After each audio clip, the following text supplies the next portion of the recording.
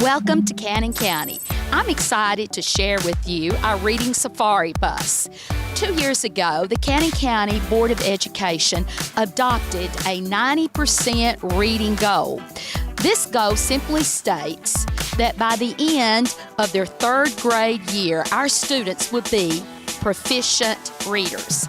Now, we know that parents and the community are important partners in helping our young readers be successful.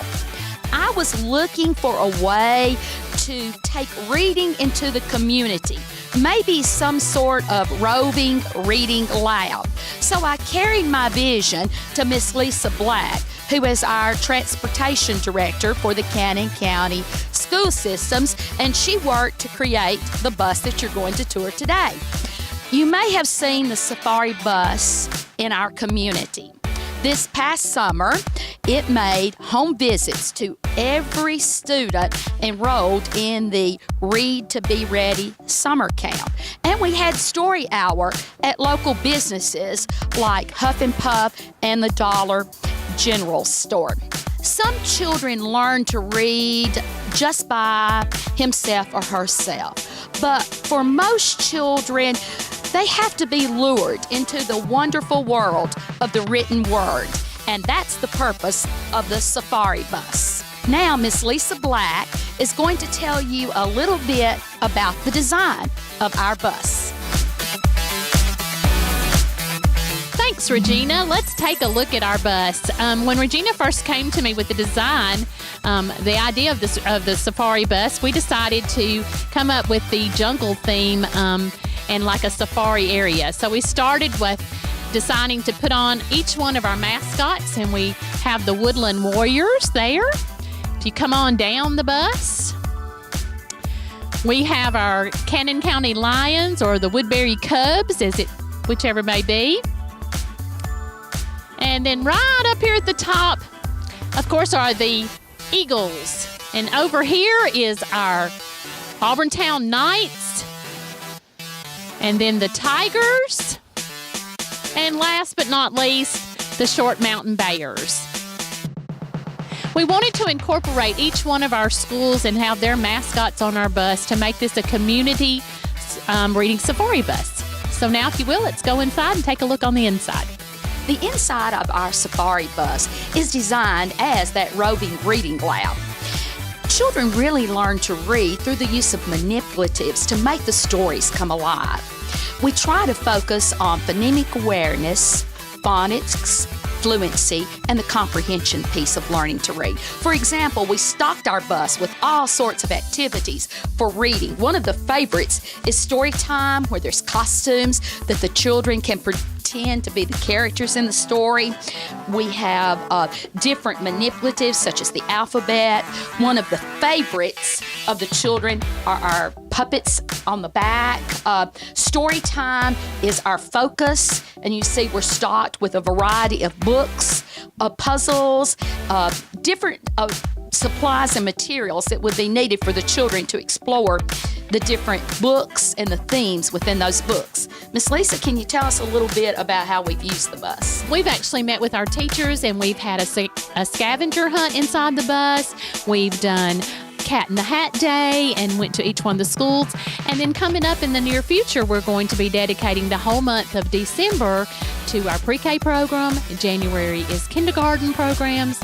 First grade is February, March, depending on snow.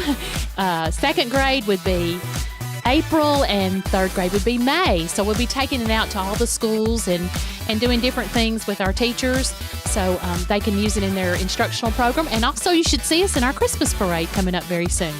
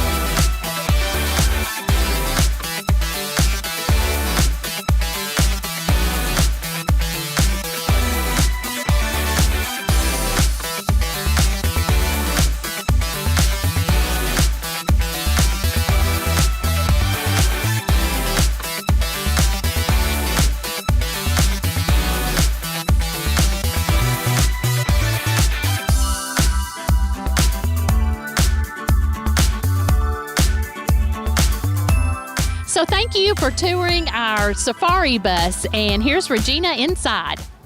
Welcome to Cannon County and the Children's Reading Foundation of Upper Cumberland's third annual meeting. Cannon County, like most of the districts represented in the room, has adopted the 90% reading goal. On adopting this goal, the Cannon County School Board was publicly proclaiming that the future academic success of our students is dependent upon the development of early learning literacy skills. And the first step to reach that goal is to eradicate below grade level reading by the end of third grade. In Cannon County, we have taken some action steps to achieve our goal. We have realigned our curriculum. We have allocated instructional time and also increased our resources and personnel focused on this effort. 2 years ago, when we began this campaign, only 30.1% of our third graders were scoring proficient. At the end of that first year, we had increased that percentage to 37.9% for a 6.9 increase. And I might add that only one district, Van Buren, surpassed Cannon in increases in reading achievement on that year's third grade achievement test. Last year, a different assessment tool was used to measure achievement. However, we do know that Cannon is continuing to exhibit steady, consistent growth. This year, when we issued the Universal Screener, 58.7 of our third grade students improved their scores and scored proficient. So from 30.1 to 58.7% in the course of 2 years. We are here today to celebrate not only Cannon County's success in increasing and improving our reading achievement, but also similar success across our district. We're going to begin today with a performance by some of our youngest learners. The West Side Pre-K will be representing the Cannon County Pre-K program, and they are going to be performing One Small Voice. They will be under the direction of their teacher, Miss Kendria Smithson, and classroom assistant, Miss Lori Campbell, our pre-K students from Westside School.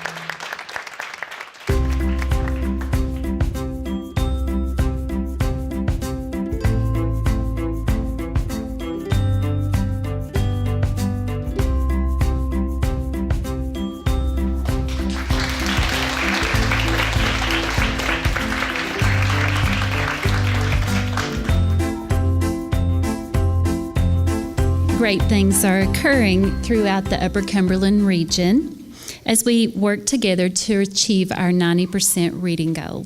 Good afternoon. My name is Tina Smith, and I'm serving as Executive Director for the Children's Reading Foundation of the Upper Cumberland, and I'm also employed in Fentress County as Language Arts RTI Coordinator. The Upper Cumberland region has placed significant focus and provided support in the areas of families, schools, and communities engagement in a child's learning from birth through third grade. The Children's Reading Foundation of the Upper Cumberland has placed a laser-focused mission and vision on literacy and learning for our youngest residents' success in school and in life. And it's the most important investment that we can make. It's all about investing in our children and their future. It's a pleasure to introduce Jude White as one of our guest speakers this afternoon. Ms. White has served on multiple boards in her capacity as a nonprofit leader and attorney such as the Center of Nonprofit Management, the Nashville Bar Association, and is the past president of the Lawyers Association for Women.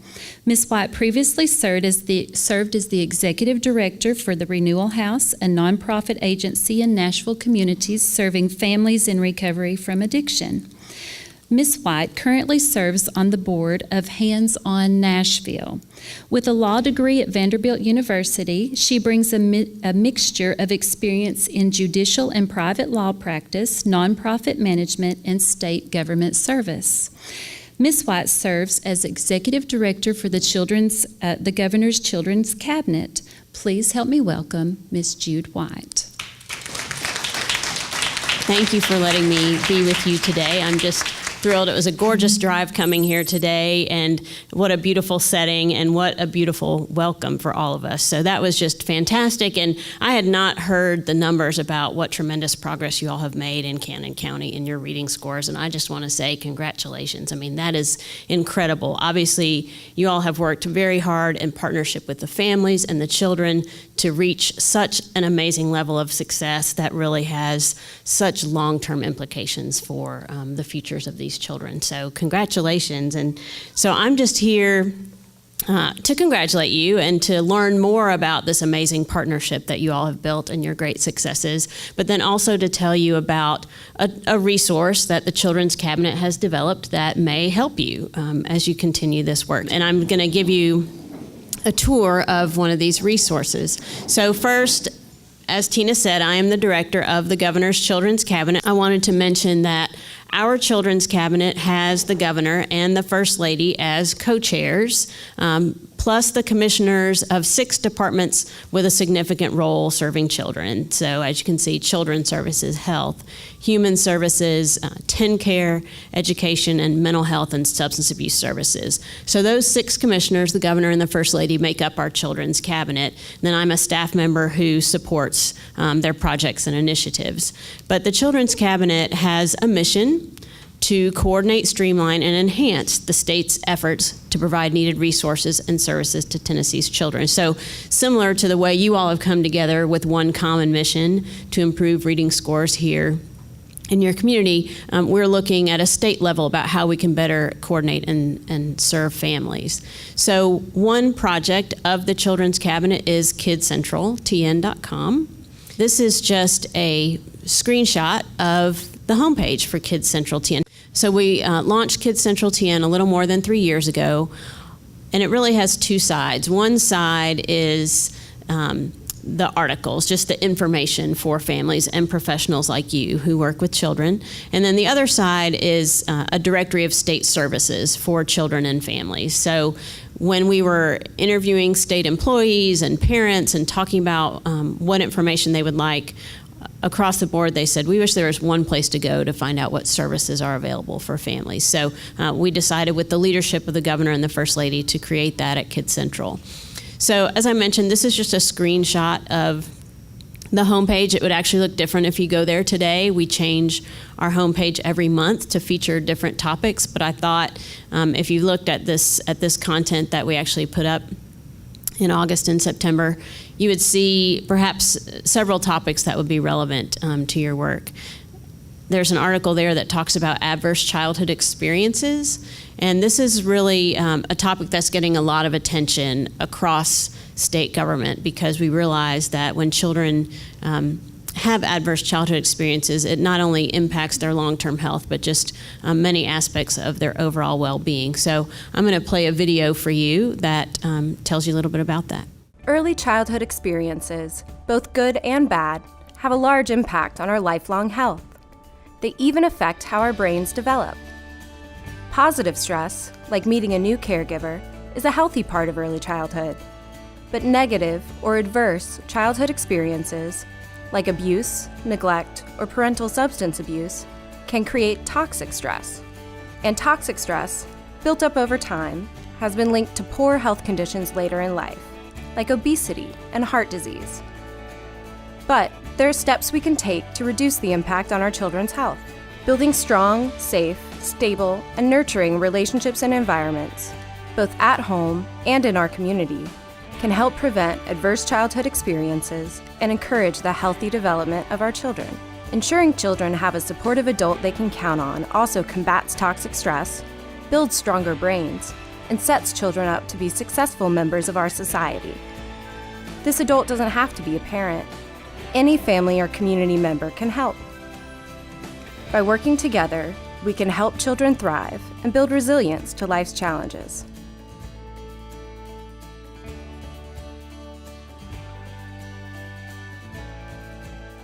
I wanted you all to know and be part of the success of KidsCentral. As I mentioned, the site's been up for a little more than 3 years. The blue line there shows that in year one, on average, each month we would have about 6,200 unique visitors. In year two, we got up to almost 13,000 unique visitors every month. And in year three that we just closed, we're have over 21,000 unique visitors each month. And those bars show you how the traffic to the site is growing. I'm going to give you just a brief tour of the website in case you haven't visited. So all the information on the site is organized into the headings of health, education, development, and support. And you see those bars across the top of the screen. And that we chose those topics because before we decided to build KidsCentral, when we surveyed parents, they said these topics were most important to them. So all the content is organized into those headings, regardless of which department might own the content. So you see under health, we've got information about nutrition and safety, mental and emotional health as well. And so one of the articles that's most often viewed at KidsCentral is that mental health warning signs in children and adolescents. I think more and more we're understanding that children actually do have mental health, and it's an aspect of their overall health that we need to pay attention to, but it's not something that many of us intuitively understand. We can understand when someone gets a cut or scrapes their knee or bumps something, but really understanding the signs of mental health struggles can be hard for us. So want to make sure all of us have just that basic understanding to recognize when a child might be struggling so we can get them help. Under education, you'll see that we have topics related to reading, school readiness, even special needs, and higher education. KidsCentral really has content for families from those first days of pregnancy all the way up through their entry into college. So under the reading section, we have many articles that might be helpful as you're doing your work and partnering with families about how to read to young children, the benefits of reading. So I wanted you to know specifically that these articles are there related to the reading goal. You may have heard of the Read to Be Ready campaign that started not quite a year ago. The Children's Reading Foundation has been a partner in that campaign from the beginning, and I think shortly you'll see a video. So all the development content at KidsCentral is organized by age. And I'll tell you that consistently month after month, the most popular content is that early childhood development content, the 0 to 5-year-old content about fine and gross motor skills, language development, brain development. Consistently, we see those articles have a lot of traffic. And it makes sense to me, particularly if you're a parent and how do you know what to expect developmentally for your child? When should they be crawling? How many words would you expect them to be saying? So this really helps folks understand that, and particularly if they're not part of the school system yet, they may feel like they're kind of on their own in trying to figure this out. So this is helpful content for parents themselves or those who are doing work in early childhood. But it goes all the way up through that adolescent development. When we get into those adolescent years, we have content about everything from eating disorders to adolescent behavior to substance abuse, because those also, of course, are years that can be sort of confusing and challenging for families. In the support section, we have everything from basic needs, which is housing and food, to childcare, life skills, information about how do you get a driver's license, how do you apply for your first job. So really reaching up to those young adults as well. In addition, I mentioned there are sort of two halves to the site. So I've just showed you a lot of the information about the types of articles and content that we have at KidsCentral. But I also mentioned that we had that directory of state services for children and families. So just as an example, I did a search for reading with one of your local zip codes and said I was looking for information for children ages 6 to 7. So I just put in those search terms and searched the directory, and I got 9 different results. So this is an easy way to search for services and supports in your community, but it might be about reading, it might be about financial supports, it might be about mental health or substance abuse treatment, any of those types of topics you could search at KidsCentral. And so as you see, there's a listing of resources, and I wasn't sure how familiar you might be with the Tennessee Electronic Library. We have worked with them to promote this resource really since we launched KidsCentral. That is a project of our Tennessee State Library and Archives, and as you can see, it's a free, comprehensive resource that has not only reading materials, but sample tests and study materials, and a lot of resources that families and school personnel can use when they're educating families. But any service directory listing on KidsCentral is going to follow this basic template, where it's going to first describe the service and then list the eligibility requirements if there are any, and then tell you how to get started. So if you were looking for something more specific like behavioral intervention or some type of early intervention to help a young child who might have developmental delays, you can read this same template and learn, well, what is the service, would I be eligible, and how do I get started? And constantly throughout the site, you see that right-hand bar there where it says related services. Constantly throughout the site, we're introducing services based upon the content that someone is reading. So more than 80% of our traffic to the services directory comes from this channel. So it's not that people go to the site looking for services, but as they're reading content, they see something and think, oh, I want to know more about that. Maybe that can help me. So there's another feature of KidsCentral that I wanted to tell y'all about, which is called My Profile. When we surveyed parents before we built the site, we found out that 95% of parents are on social media. And we really felt like today's parents almost expect to be interacting with their sources of information versus sort of just being lectured to. And so we created this My Profile aspect where a parent or a mentor can create a profile just by putting in a child's first name or initials, their gender, and their month and year of birth. So not even a birthday specifically, but just that's enough to tell us the age of that child. And based upon that, the site delivers developmental information for a child in that age group. So as you can see, it's going to talk about, okay, here's a 7-year-old. You can expect them to be becoming sensitive to what other children think. And just sort of, again, I think development, understanding sort of expected development for a child can be difficult. Yes, they all develop at their own pace, but how do you know if there are warning signs if you don't even know what to expect? So the My Profile aspect helps family with that piece. It also goes on to explain, here are some things you can do to encourage healthy development for a child. When we get into those school age years, it even talks about, for example, if you have a first grader, here's what you might expect that first grader to be learning in school. And here are questions you can ask at your parent-teacher conference, really trying to empower parents to be more engaged in their child's education. So an example might be if your child's a kindergartner, it might say, your child is learning how to add numbers that are smaller than 10. So at home, get 3 yellow blocks and 4 orange blocks and talk about how many blocks you have. So very practical advice like that. It also suggests articles that the parent might be interested in, and even lets them bookmark articles. So it's almost like their own online resource book for their child. Of course, KidsCentral is active on Facebook and Twitter because we know many parents today use those channels to communicate. It's a great way for us to post not only our priority messages each month, but also press releases and announcements, health alerts that come from the state. We push out through these channels. Also, another channel we use is email.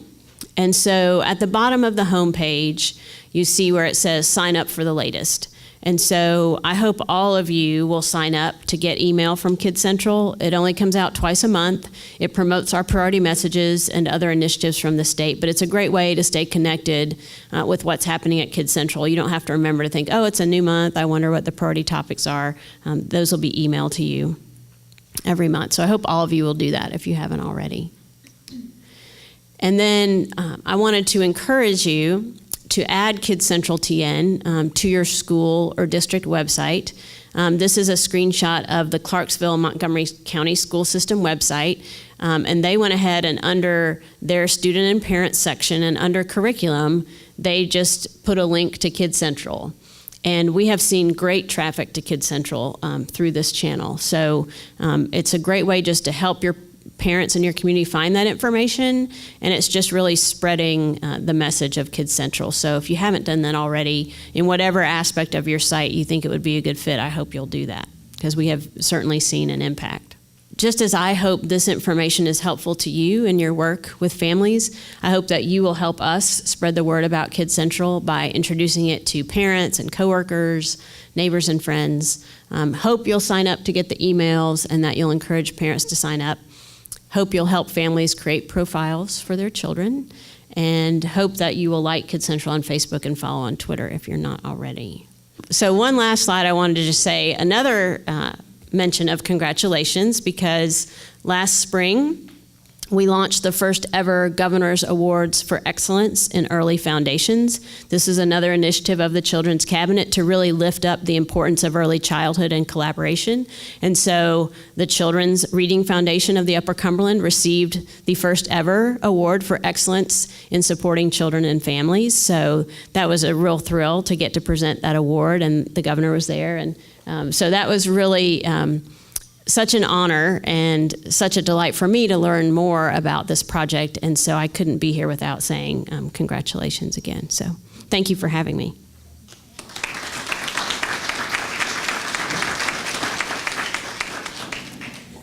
Thank you, Jude. The purpose behind establishing the Children's Reading Foundation of the Upper Cumberland region was to achieve a dream by pursuing a laser-focused vision and mission. So why does the Children's Reading Foundation of the Upper Cumberland exist? From birth to age 5, a child learns at the speed unmatched by any other, but by the rest of their life. Those early learning experiences influence success in school and in life. Parents and caregivers are a child's first and most influential teacher. Students who start behind in school, they are the largest group of dropouts. They have the less than 12% chance of them attending a four-year university. Investment in birth to age 5, education for disadvantaged children, it does help prevent the achievement gap. It also reduces the need for special education services, increases the likelihood of a healthier lifestyle, and it also it reduces the crime rate, as we all know. And but our vision is threefold. We encourage and educate families about their important role in raising a reader. We support schools in assuring students read on grade level by the end of 3rd grade. And we also facilitate community involvement in helping young readers be successful. Our vision is to ensure that all children learn to read early and well, therefore reaching their full potential in school and in life. Today, we come together to celebrate the work that we have accomplished. So again, I ask, why are we here?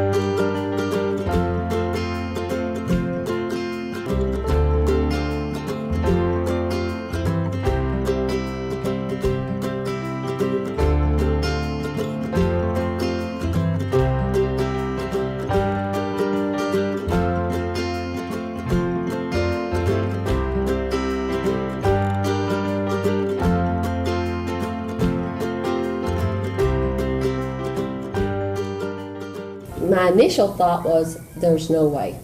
90% is such a large percentage, and I thought, what about the children who have learning disabilities? What about those children who have no help at home? What about all those children? There is no way we can do this. I was wrong.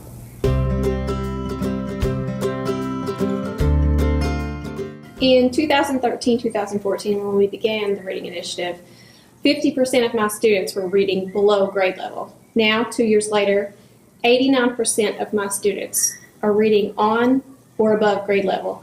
So it has changed their lives forever.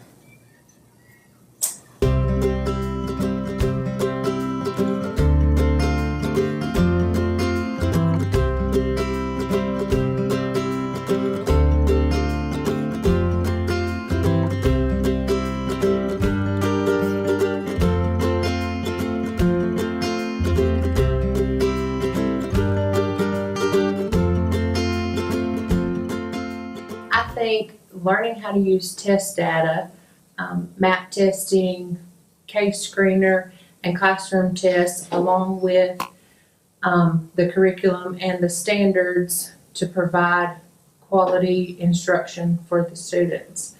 And also I think that community involvement and parent involvement through K-Ready classes and the Read 20 campaign have helped the student performance also. I've still got about 4 that came up, but they're not on that 3rd grade reading level. How do I feel? My heart's broken. And I wish I could have done more, and I keep thinking, what else could I have done? And so I think teachers at some point have to think, yes, we want 90% of our kids reading on grade level. But if that doesn't happen, to still have the courage to say, this is what I did, how can I do better, and not dwell on the failures, but learn from the failures and think about what you can do next year to improve upon that.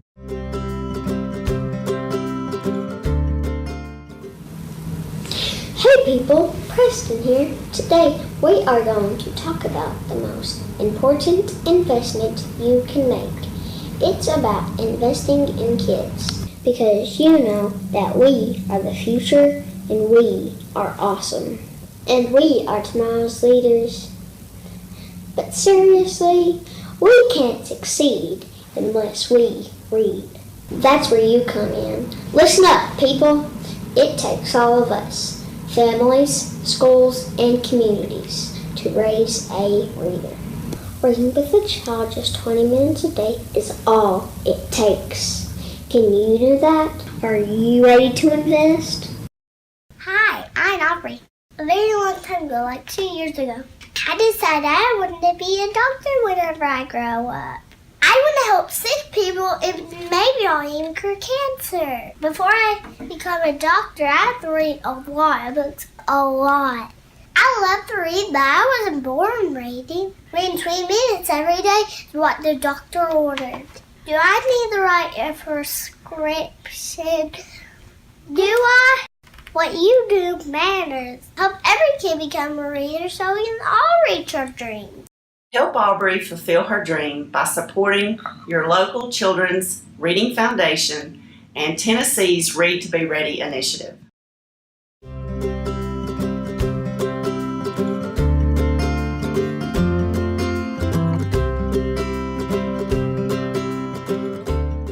I'm honored to introduce our national representative from the Children's Reading Foundation, Salem Snowdy. Salem serves as the Outreach and Development Director for the Children's Reading Foundation and works nationally onboarding new chapters, assisting in resource development, sustainability, and board development. She has traveled from the national office in Kennewick, Washington to be here with us for our 3rd annual meeting. At this time, let's welcome Ms. Salem Snowdy.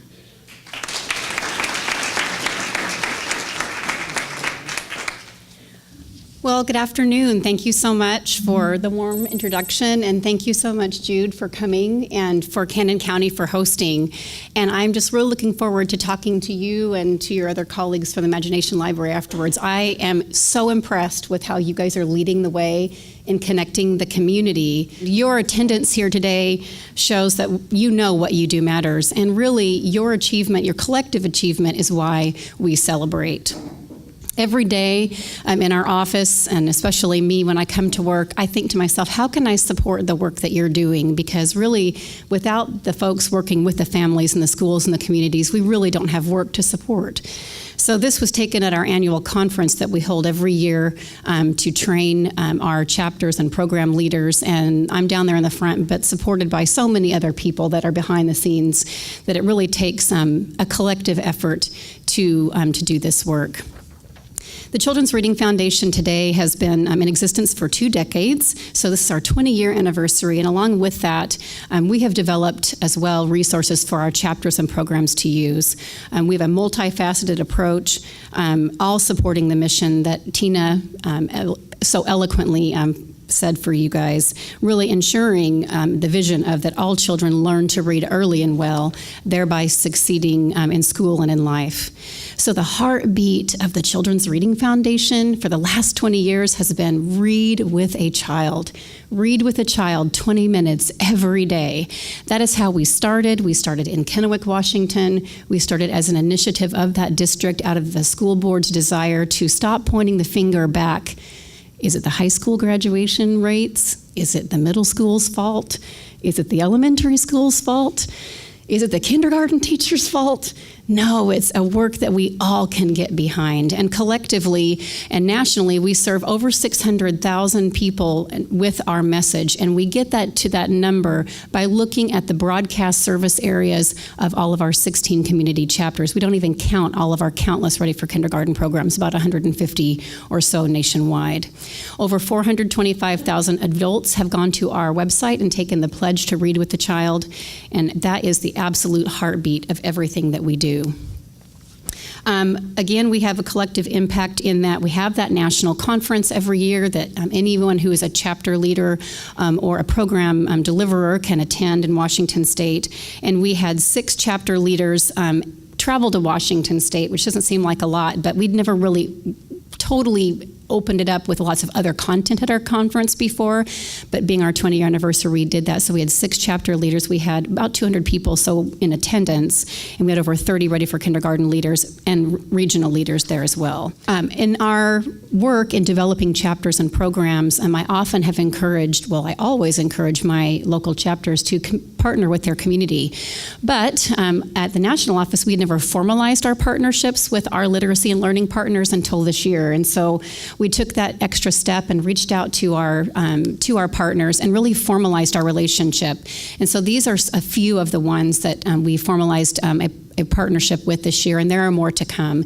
And as you can see, they're publishers, they are suppliers to our Ready for Kindergarten kits, and we really just wanted to have a great back and forth advocacy message. And so we are doing what we can do to also lead by example. Again, I just want to say the 20th anniversary of the Children's Reading Foundation is all about looking at the collective work that we've done together through our community partners. And we had some amazing accomplishments this year.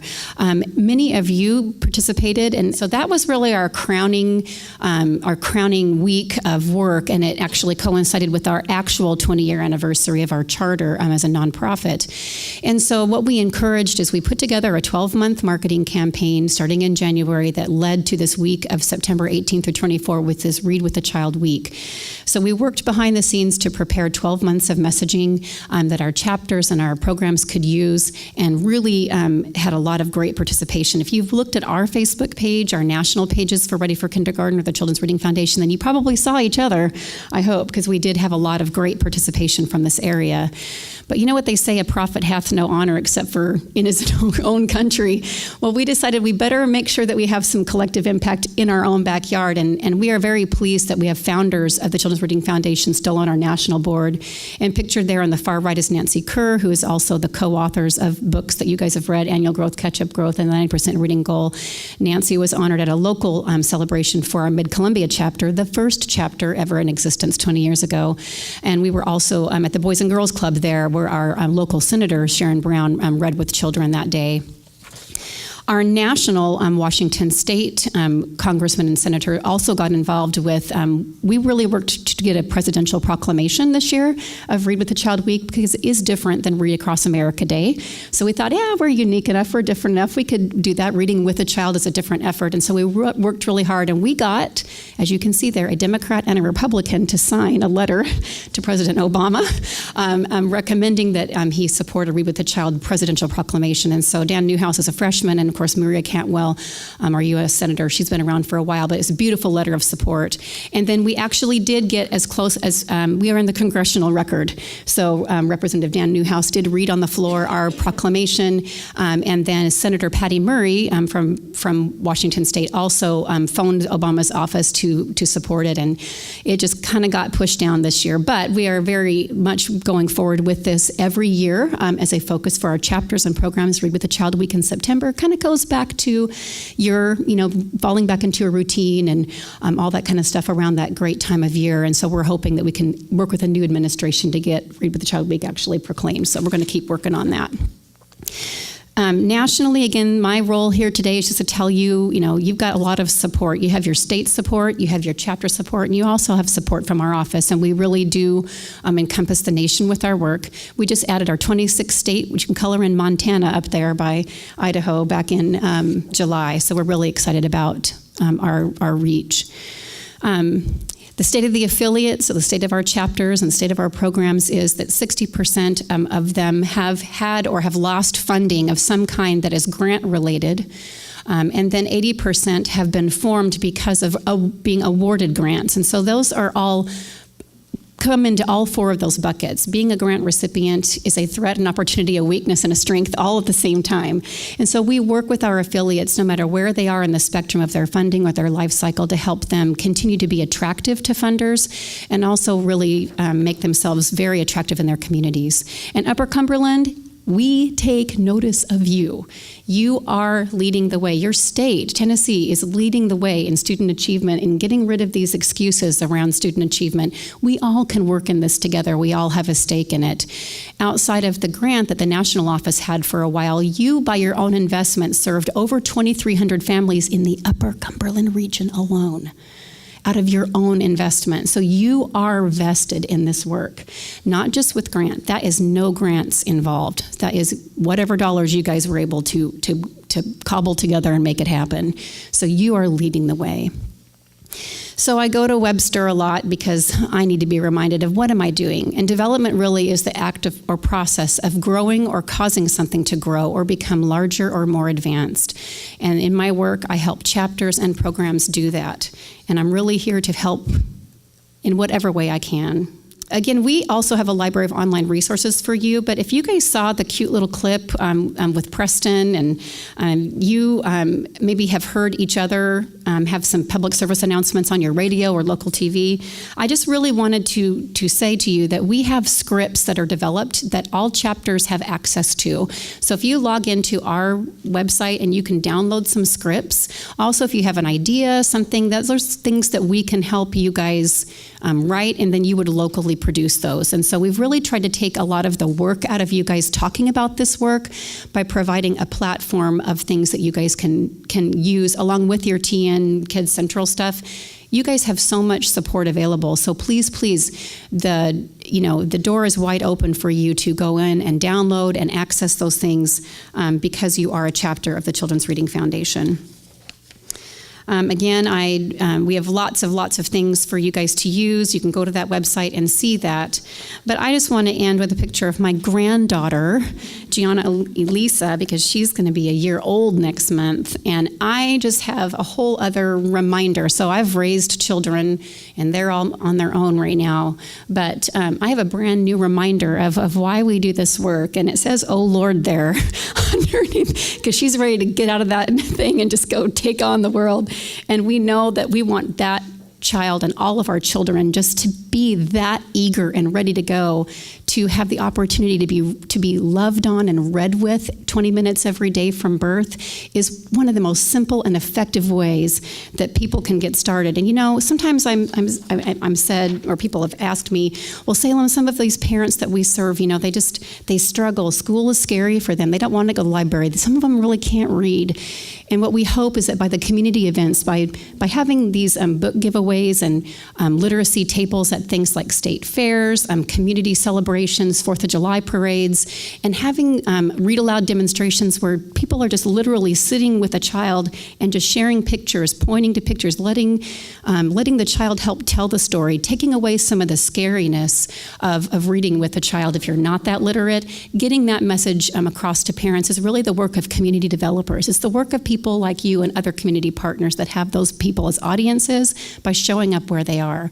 So some of that, my passion comes out because that's the work that's the hardest work to do, but that consistent work of messaging and support to those families, knowing that you care about them and care about their grandchildren and children growing up, that's what really makes the difference. So my contact information is there. You can reach out to your chapter leaders, but you can reach out to me directly too, and I can help with any efforts in your districts that you'd like to achieve. And thank you for letting me have a few minutes today to speak with you. At this time, I would like to introduce Dr. Janice Fox, who is a founding member of the Children's Reading Foundation of the Upper Cumberland, a nonprofit established in 2013. She currently serves as president of the Upper Cumberland Regional Chapter, and in April of this year, Janice was asked to join the board of directors for the National Children's Reading Foundation. Janice is also our Upper Cumberland Center of Regional Excellence Executive Director. Let's welcome Dr. Janice Fox.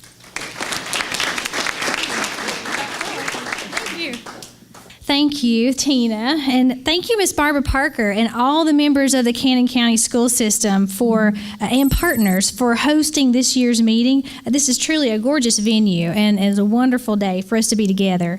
Thank you for your continued work toward achieving the 90% goal. School board takes 90% reading pledge. Reading translates to success. School system joins Regional Reading Challenge. These are only a few of the newspaper headlines from the Upper Cumberland region since we began our regional reading focus in 2013. Since our meeting last year, as Jude mentioned, our region was recognized by Governor Haslam with the 2016 Excellence in Supporting Children and Families Award. That was amazing. As you saw in our opening slide earlier, every district in our regional footprint found creative ways to support families and communities in our focus on literacy. The Governor's Award belongs to each of you.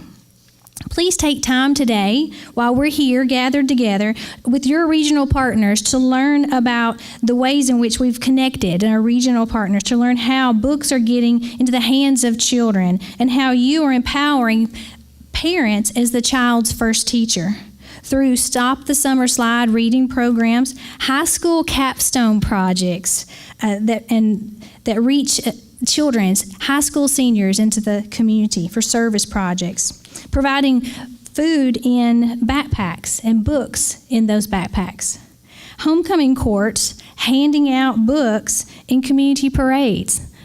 These are only a few of the creative ways you're impacting your community and our region, and I thank you. Thank you for leading the way. Collectively, we have a strong voice to provide a common message and consistent resource for our community members in the Upper Cumberland. Everyone has a role to play in this Regional Reading Foundation. Not reading on grade level by the end of third grade has significant and long-term consequences. Because of this reality, our state has also taken a stance, thrown a stake in the ground, and established that our students will read to be ready for college, ready for career, and ready for life. Our state goal is that 75% of third graders will read on grade level by 2025, and that is an audacious goal. I am so thankful that we in the Upper Cumberland have committed to a goal that will help us reach our Read to Be Ready result for our students.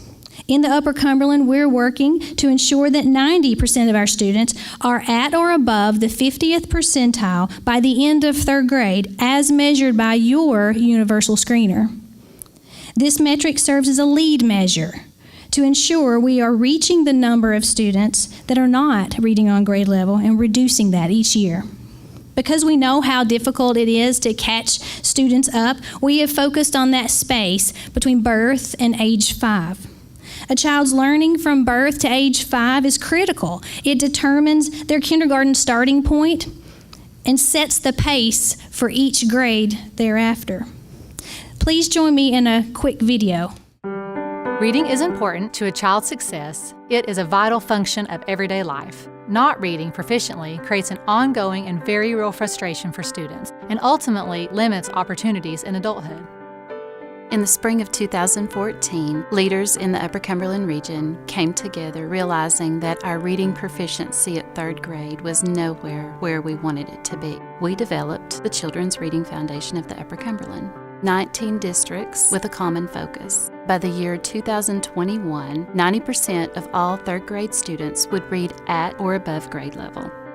When my school board adopted the reading goal, it helped to unite our community. We all started working toward that common goal that could not only help our students become successful students, but also could help our community economically. It takes all of us to raise a reader. Parents, educators, and community members are joining together to support our two relentless goals. Read 20 minutes every day with your child. Send your child ready to begin kindergarten. It's so important for parents and caregivers and community groups to really kind of rally around this effort, making sure that our students, our youngest citizens, become readers.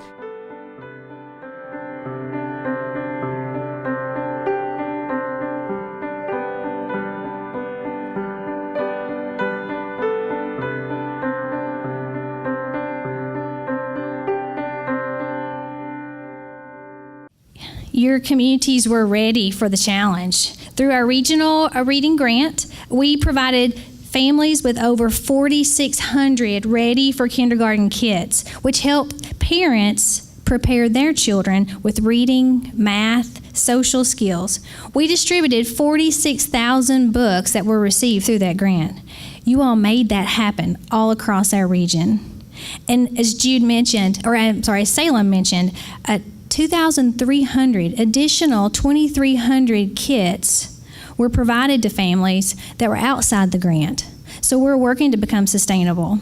One small bit at a time, we will make those connections happen for our parents and for our children as they begin their readiness for kindergarten. Thank you for your steadfast focus on this important work. I will leave you with a quote that I just felt was fitting. Unity is strength. When there is teamwork and collaboration, wonderful things can be achieved. It's from Maddie Stepanek. At this time, I would like to invite Miss Barbara Parker back up to close us out and call to action. I can't remember a time in my life when reading wasn't allowed and encouraged. Our home had newspapers, magazines, books, encyclopedias, and of course the Bible.